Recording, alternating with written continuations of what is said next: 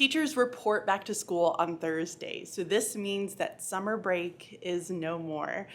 I have a few things that I still need to do as far as my classroom grows, but right now I am starting to prepare for students. So this is all about getting supplies ready, getting all of their names put up everywhere inside of the classroom.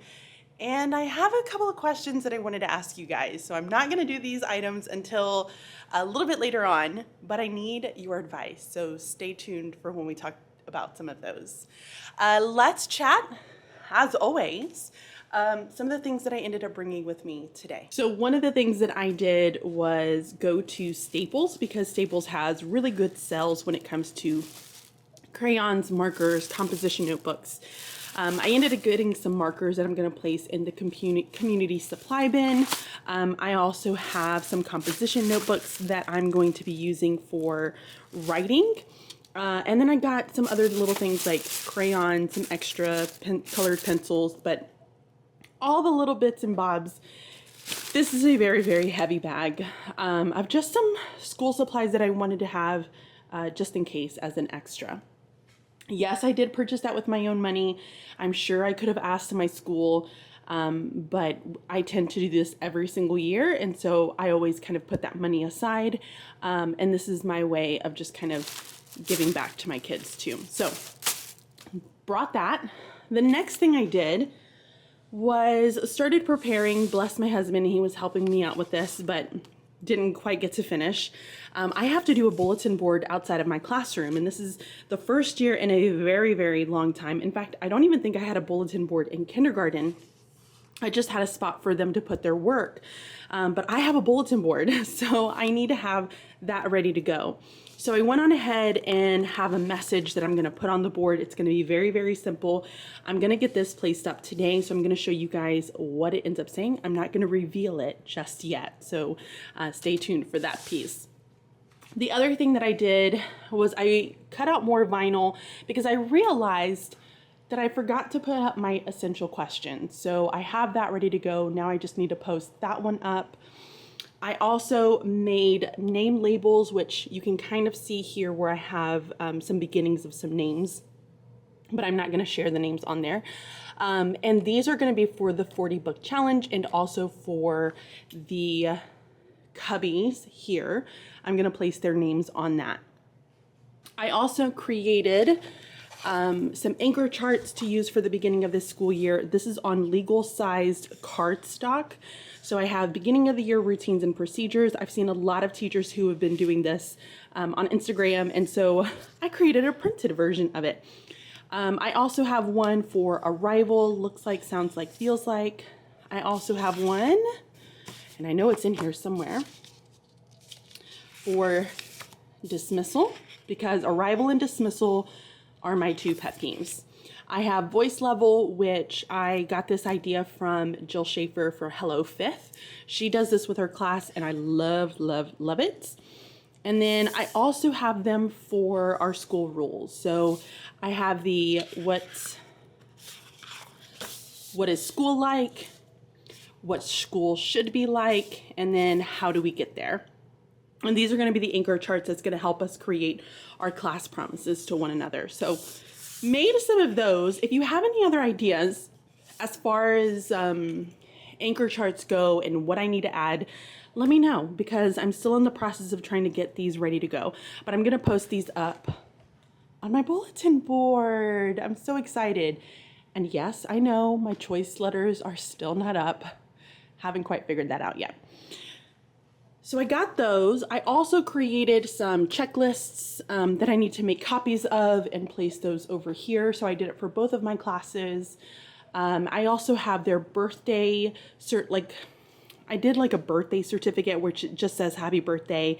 I'm gonna print it out on colored paper, and it has their name and their birthday, and I'm gonna post it out on my window on the day of their birthday. So that's pretty much what I'm doing. And then for the rest of it, it's just about getting supplies ready. So I have some things over here on this side that I need to get sorted out. I have other things that I want to get out on desks and tables, and that is the goal. So the first thing that I ended up doing is stuffing my student pencil pouches. Now, normally I'm not a fan of pencil pouches. I'd much prefer just have community supplies, especially when students are going between classrooms. I just feel like it's cumbersome to be able to carry so many items, and I like just giving them the supplies right here in the classroom. However, it is my first year at this school, and I have kind of chosen the path of least friction. So because my teacher partner has used them in the past, she wants to use them, we are using them. I went through and I added 2 pencils, colored pencils, and an eraser inside of each of the pencil pouches. I also created an extra, I think there's like 4 or 5 extras of these just in case I get any new students. Now, we are not adding a ton in here because we are going to have some community supplies, which is going to be nice. But here's what I need from all of you because I'm conflicted. I don't know what to do here.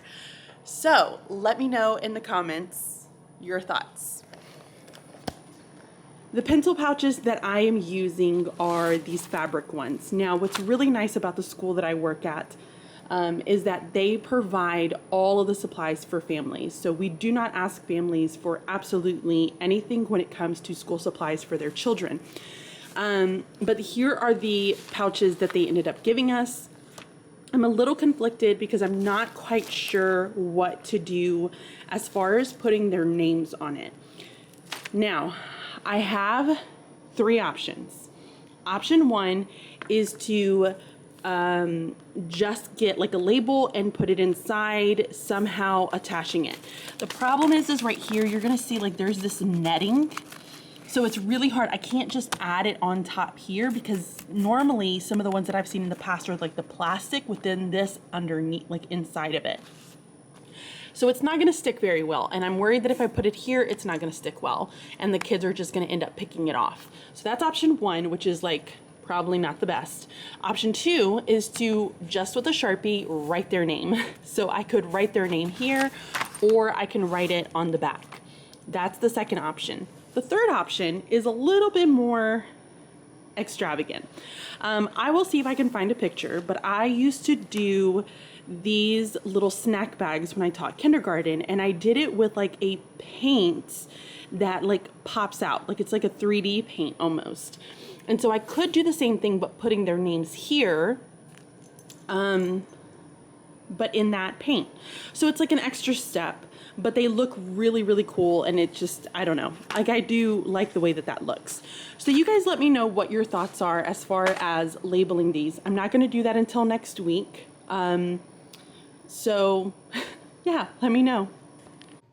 So I've started going around and adding supplies to each of the tables, and I feel like I'm gonna regret this. It's been a very long time since I've had supplies at tables and desks for obvious reasons, but now we're going back and I'm a little bit lost on what I need to put. So I mentioned that each pouch is gonna have 2 pencils, colored pencils, and an eraser. So I try to do something different from what's in their actual pencil pouches. I did markers because I genuinely like to write with markers. I let the kids write with them when they do sticky notes because I don't really have any other reasons to utilize them.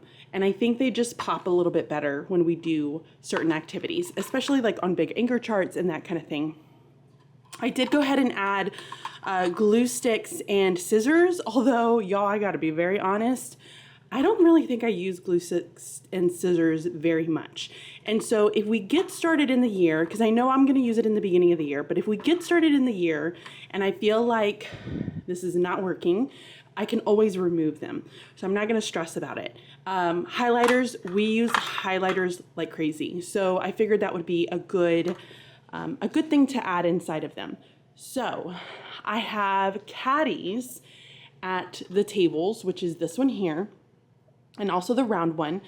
I also have a caddy. I decided to move this group of 4 because I have a class. My second block is actually a 20 kid block versus a 19. And I wanted to make sure that every kid had a seat and we're not forced to sit on the floor, because I know that I've had classes in the past where they did not like to sit there. So I want to make sure that I'm being accommodating for that sense. So I grouped this one together this way. I didn't do it the other way because I didn't want two chairs backing into one another. So I figured this would be a good option. Plus, these kids could still turn their heads and see the board there. So I have a caddy here. I do have an extra caddy, which I'm gonna go get and place there, although I don't really think I'm gonna have a ton of kids sitting in that spot all the time, especially for the beginning of the year. But the other areas where I don't have caddies are gonna be desks. Here's my solution. I do not allow students to store things in desks, which means I'm going to have a little caddy inside of each of the desks with their own individual supplies. So they will have scissors, they will have a glue stick and markers and a highlighter inside of each of the desks.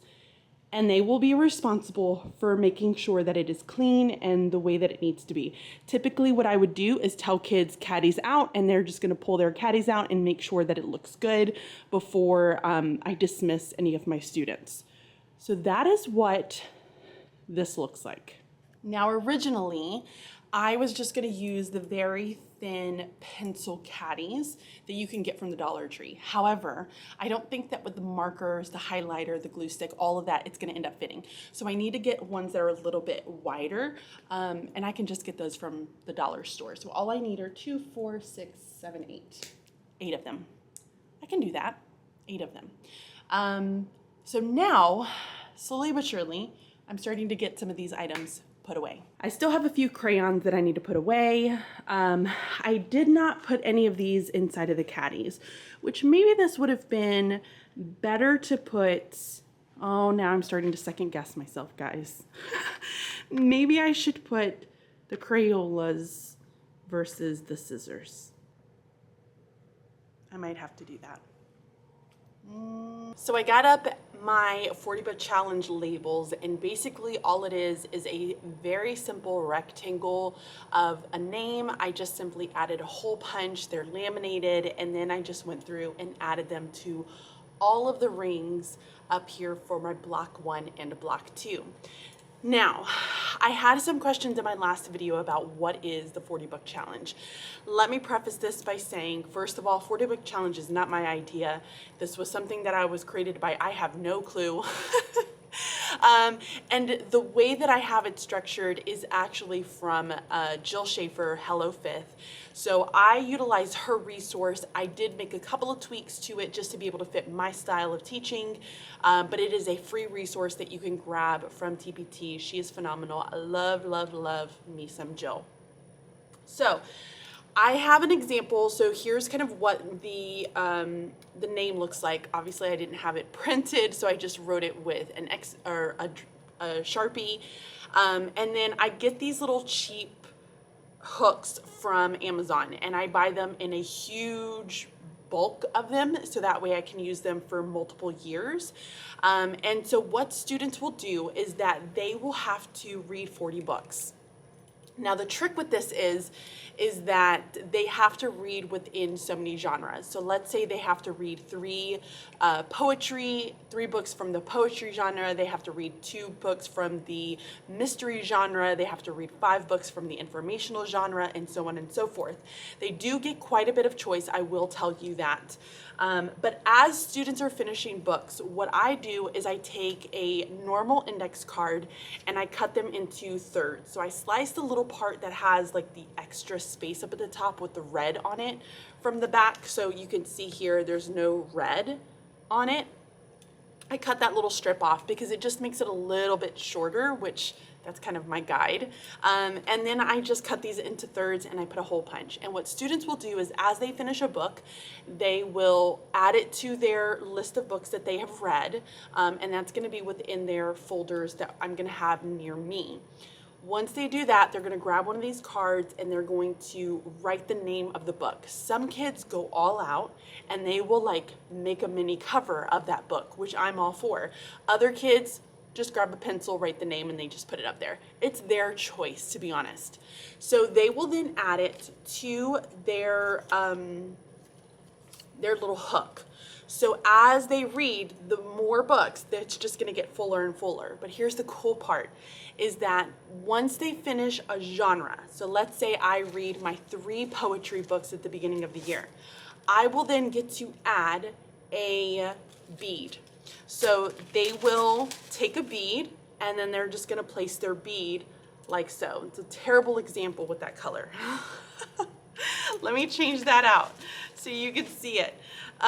So they will just get to add a bead just like that, right? So they add the beads for every genre they finish. They add the index card for every book they finish. Now, here's the fun part. So Jill's comes with, I think it's counted in tens. So 10, 20, 30, 40, 50. I do mine a little bit different, and I have chosen to kind of change it up every year. I will do it starting 5. So 5 or 10s. So I will either count it by 5s or count it by 10. I think actually Jill's starts with like 20, 30, and 40 maybe. But what I did is I just kind of took Jill's idea of these little labels, and then as students finish a certain number of books, they will get to add this badge to their book label. So let's say I finish 10 of those books, one genre, I'm gonna add the 10 book here. When they get to the point where they get to add one of these little labels here, they get the opportunity to go to my gumball machine. And the gumball machine is just it's a game of chance. They will just put a quarter in, they get to turn it and get something. They don't know what's gonna be inside of it, but it can be anything from extra recess to iPad time to free choice to sitting in my chair for the entire class period.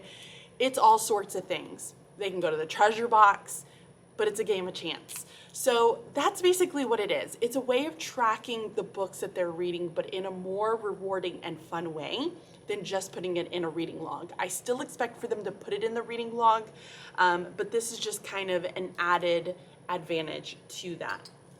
So if you want to see all of Jill's items, I'm going to leave a link down in the description box so that you guys can go and check it out. I love this. I think there are so many ways that you can adapt it to fit your style, your kids, all the things. But it is really, really fun and so easy, so easy. So I'm not gonna get super close, but here's what it looks like. So it has all of the students' names on them, and then it's just gonna get added. I'm gonna add all of the materials for the 40 book challenge, which are some of these here, to my cart down here so that students can access it without disturbing me when I'm meeting with other kiddos. But I love it. I love the way that this looks. The little rods that I get are magnetic, and those are from Walmart. So if you wanna get those, you can grab those down in the description box.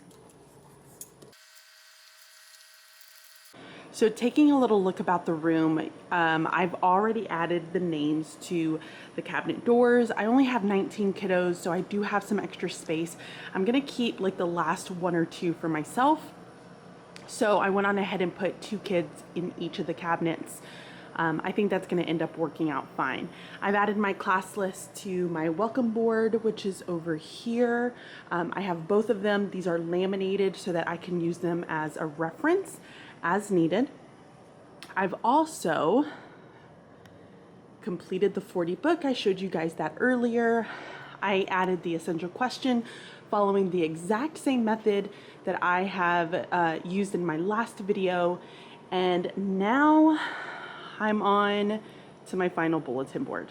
So for the bulletin board, I decided to just do the green and the black because it's probably the combination that I love the most. And clearly from a lot of the comments in my videos, it's the same for all of you. I wanted to do something that I felt as though would be able to kind of continue for quite some time when it came to the bulletin board. So I didn't want to do something very beginning of the year-ish, because I know me, I know that at the beginning of the year, I am working, I'm trying to do stuff, and then with the bathroom coming up in my own home, I'm gonna be very busy. So I wanted to stay away from welcome 4th graders because that is gonna get old very quick. So instead, I wanted to tap into this idea of writing, and I felt as though We don't do enough when it comes to writing inside of our classrooms. I think writing tends to get pushed off to the side quite a bit. And I am a strong believer that writing is our why. It's why we are reading. It's why we are analyzing things, so that way we can then be able to apply it to our own stories that we're trying to tell. So my goal is to always create really strong writers. So I decided to go with you are the author of your own story. And I love this for multiple reasons. One, it taps into that every single one of these students that's coming into my classroom is an author. But it also is this idea of we have choices that we can make with our own selves, that we can really write our own story, right? Every single day, I know that I can make certain choices that is going to lead to certain situations or certain circumstances. And so I want to be that person that makes the choices that's best for me and for the goals that I want to be able to achieve. So I really love this. I love how it ended up turning out. I know some people are really iffy on cursive, but I felt as though it was simple enough to still be readable for students. And it's something that I know that I can kind of tap into. I didn't want to leave the side parts where you kind of hang the student work. I didn't want to leave those bare. So I just took some leftover black, and then I took the leftover leafy green, and I just layered them on top of each other just to kind of finish the look, if you will. So I'm really, really happy with that. As far as everything else goes, when I'm thinking about supplies, I personally err in the side of minimalism. I don't really give students a ton of things because they're going to have Chromebooks, because we have Schoology, we have different applications, Google Drive, all of those different elements. A lot of the work that we're going to do is going to be on their Chromebooks. So my expectation is that students come with their Chromebooks and they come with a book that they're reading, a physical book that they are reading. And so as far as like folders, composition notebooks, all of those other items, I don't really do anything. I'm not going to do a folder for them to keep on store all of their items. If I'm going to give them a paper version, I'm going to store it for them. I'm going to hand it, and then I'm going to send it home. So I'm not going to have something that just ends up being a clutter of a mess, because I know me as well is that I have a tendency to forget to tell them to clean things out, and then they end up having like 50 to 60 papers that end up going home. And as a parent, I hate when I get an overload of papers that have been sitting there for months. So I'm not going to do that to these families, and I'm not going to do it to these kids. So I don't really give them anything else. I will have a writer's notebook. However, I'm not going to put those out just because we're not ready for that. So I still have, a good week, maybe week and a half once we get started, before we even do anything with them. So I'm not going to give those to them. So I kind of just put those off to the side for right now. So the only things that's going to be at their desk is going to be a name tent, which I have not printed yet. So I'm going to have printed name tents. And on the first day of school, I have decided that I'm going to give them their seats. I'm going to tell them where to sit. Because again, as that student, I always stressed out about where I would sit. And if a teacher would make me pick where to sit immediately, that would stress me out. So I'm going to tell them where to sit the first day. We're going to have a conversation about choosing our own seats, because I'm not going to have them in assigned seats. I'm going to let them choose their seats every single day. But once they choose their seat, that's it. They're done, okay? I've been doing this since kindergarten. It is something that I really enjoy. And then obviously for those learners who cannot make good choices, I start to make those choices for them. But I'm gonna have a name tent. They're gonna have a name tag that they're gonna get to wear, and then they will have a backpack tag that I'm gonna make for them, and they can put that on their backpacks. The reason why I do the backpack tags is, one, I've always done it since kindergarten, and two, whenever you have kids who have vomited profusely everywhere and are in the nurse's office and the nurse is calling you saying, hey, can you give me so-and-so's backpack? I don't remember which kid's backpack is which, so I enjoy having the little tags on there to be able to know which backpack goes to which student. So they're gonna have some of those materials. The other thing that I like to keep at desks, and this is something that's part of community supplies, are going to be whiteboards. Now, I went on ahead and purchased brand new whiteboards this year. This is by it's just Upgrade. There are 32 dry erase boards. And I did this, let me see if I can get it open. Guys, how do you open these things? Uh-oh. I don't think I did this right. All right, I just ripped it. Oh well. I feel like Hulk smash. Okay. So it comes with 32 whiteboards, and the whiteboards also come with little dry erase markers, and then it also has an eraser. And so I personally, as a teacher, my teaching style, I really enjoy practice that I can do on whiteboards. So a lot of the times I will have them write their thinking on a whiteboard and they'll show it to me. We do different activities on a whiteboard. I have them do grammar practice on a whiteboard. I have them write their thoughts on a story on the whiteboards. We do a lot of whiteboard practice. So I am gonna go ahead and put these inside of each of the chair pockets. Now I'm very thankful for the chair pockets because I did not have these. These were something that another teacher had left over, and so I picked them up in a super quick. I was super quick on trying to get these. I don't have any for my small group area, and I am considering getting some of the chair pockets. The company is still around. They're still making the exact same chair pockets. I'm thinking about just buying 6 more and having them on my small group table. That way I have a spot for them to grab their whiteboards for that as well. So I'm gonna go ahead and place these in every single one of them, and I think I'm gonna be done after that. What? So at every single chair pocket, I placed a dry erase marker. I did decide to go ahead and use the clips, and I placed them at the side of it, or I guess the top. That way it was really easy to take in and out. And it's a very easy way for me to just walk around and make sure markers are placed where they need to be. Okay, so I have not decided on my supplies here. You guys let me know. I'm gonna wait until next week to finalize some of these. So again, let me know what you think about where I should put the names or how I should add the names to these. But then also let me know as far as the crayons. Should I change these out and add crayons? Should I not? I'm very conflicted, guys. Very, very conflicted. I'm gonna go and stop and pick up some trays so that I can organize the individual desks a little bit better and add those in there. But overall, I'm really happy. It's finally coming together. So that is it, guys. That is gonna be the end of this video. Next week, it's all about preparing for the first week of school, and it's getting my lesson plans finished up, which they're pretty much written. I just need to kind of formally write them out, getting my schedule and things going. And so if you wanna hear more about my first week plans and also my schedule, stay tuned for next week. But it's all coming together, guys. It's gonna happen in 1 week. So I hope that you guys enjoyed this video. Thank you all so much for watching. Please be sure to subscribe, like that video, and hit that notification bell so you can get notified the next time I upload a new video. Bye.